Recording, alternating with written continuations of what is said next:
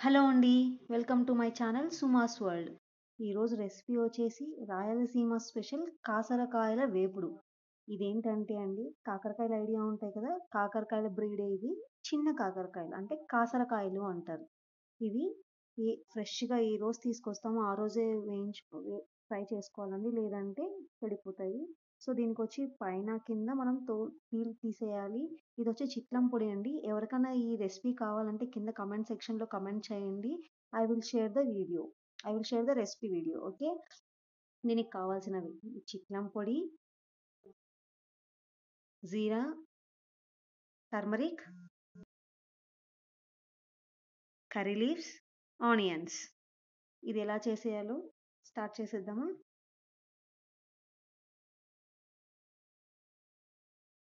కాసరకాయలని బాగా first wash చేసుకోవాలండి salt వేసుకొని. ఎందుకంటే చాలా చేదు ఉంటుంది కదా!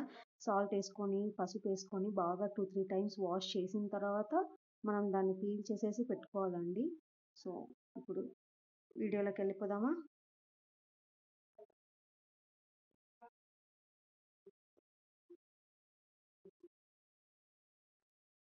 దీనికి కావాల్సిన పదార్థాలండి ఇవన్నీ.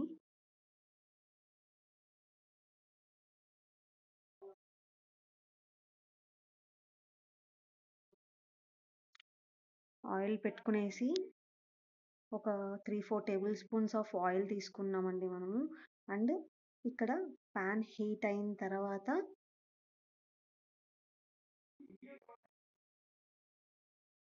కొంచెం జీలకర్ర,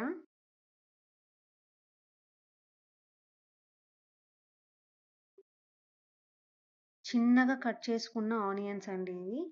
సో, మనం ఎంత ఆనియన్స్ తీసుకుంటే ఈ కర్రీకి అంత టేస్ట్ ఉంటది. అండ్ సన్నగా తరుముకొని పెట్టుకోవాలి ఆనియన్స్ వచ్చేసి.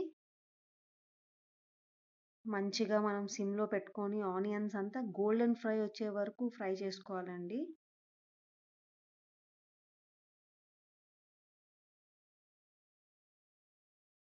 సిమ్‌లో పెట్టుకొని చిన్నగా మనం కలుపుతూ అండ్ చూసారు కదా! ఈ గోల్డెన్ కలర్‌లోకి ఆనియన్స్ చేంజ్ అయిన తర్వాత కొంచెం పసుపు,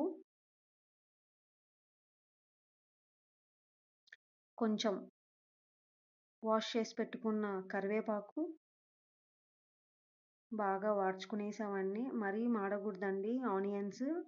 సో, సిమ్‌లో పెట్టుకొని లైట్ గోల్డెన్ ఫ్రై అయిన తర్వాత మనం ఈ పసుపు కానీ, కరివేపాకు కానీ యాడ్ చేసుకోవాలి. దీని తర్వాత మనం వేసుకోవాల్సింది మనం బాగా వాష్ చేసి పెట్టుకున్న కాసరకాయలు. వాటర్ లేకోకుండా మనం అన్ని వాటర్‌ని వంచేసి మనం కాయలు మాత్రమే తీసుకొని వేసుకోవాలండి దీనిలోకి. వేసుకొని మనం చిన్నగా ఇదంతా లో ఫ్లేమ్‌లోనే అండి. లో ఫ్లేమ్‌లో మనం కలుపుతూ కాసరకాయలని, ఆనియన్స్ ఫ్రైని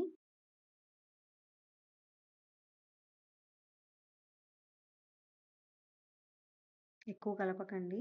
అది చిదిరిపోతాయంటారు కదా! సో, నేను తెచ్చిన నెక్స్ట్ డే చేశానండి ఇది. సో, లైట్‌గా చేంజ్ అయింది టెక్స్చర్ అనేది కాకరకాయలది. మనం ఫ్రై చేసుకునేసి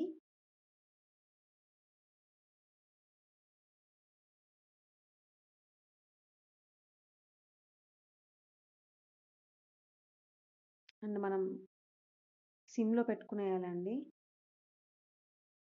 సిమ్‌లో పెట్టి మనం లిడ్ క్లోజ్ చేసేసి 2 మినిట్స్‌కోసారి మనం లిడ్ తీస్తూ అండ్ వేపుకుంటూ ఉండాలవి. లేదంటే మాడిపోతాయి గదా! సో, లిడ్ క్లోజ్ చేసేసి 2 మినిట్స్ తర్వాత మనం చూసుకుంటూ మనం దాన్ని ఫ్రై చేసుకుంటూ ఉండాలి.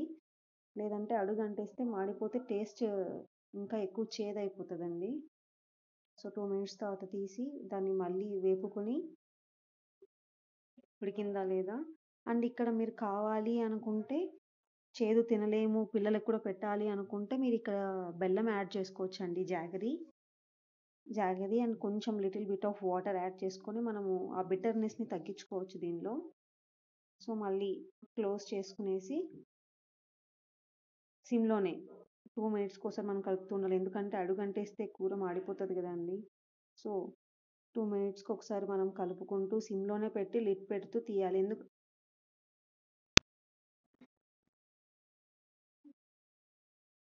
చూసారు గదా! ఎంత చక్కగా ఉడుకుతున్నాయో అవి. కర్రీ అయితే దీన్ని జొన్న రొట్టెతో చాలా బాగుంటుందండి. జొన్న రొట్టె కాంబినేషన్ దీనికి కాకరకాయలకి. రాయలసీమ వాళ్ళకి బాగా తెలుసుంటది ఇది కాకరకాయలు. ఇప్పుడు ఇది సీజన్ అండి. సో కొంచెం as per your taste salt add చేసుకోండి. కొంచెం చెప్పాను కదా చిట్లం పొడి, అదే చెప్తున్నాను. ఎవరికన్నా ఈ రెసిపీ కావాలి అంటే కామెంట్ సెక్షన్లో కామెంట్ చేయండి. నేను ఆ రెసిపీని షేర్ చేసుకుంటాను మీతో.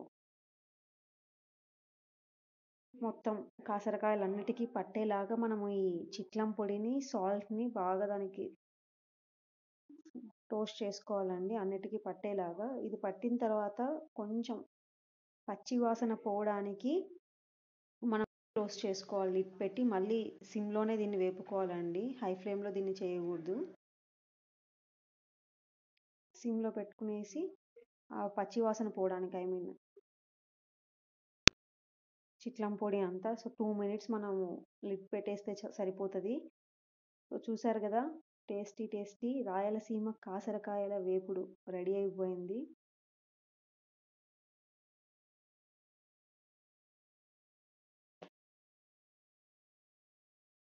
ఇప్పుడు దీన్ని మనం సర్వింగ్ బౌల్లోకి ట్రాన్స్ఫర్ చేసేద్దాం. టోటల్ మంచిగా ఇది కుక్ అయిపోయిందండి. టేస్ట్ అయితే చాలా బాగా వచ్చింది.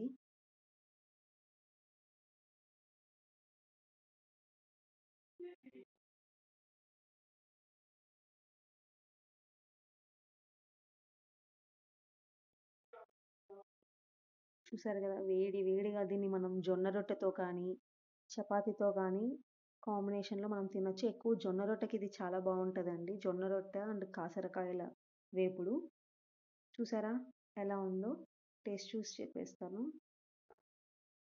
టేస్ట్ అయితే చాలా బాగుందండి. Thank you for watching this video.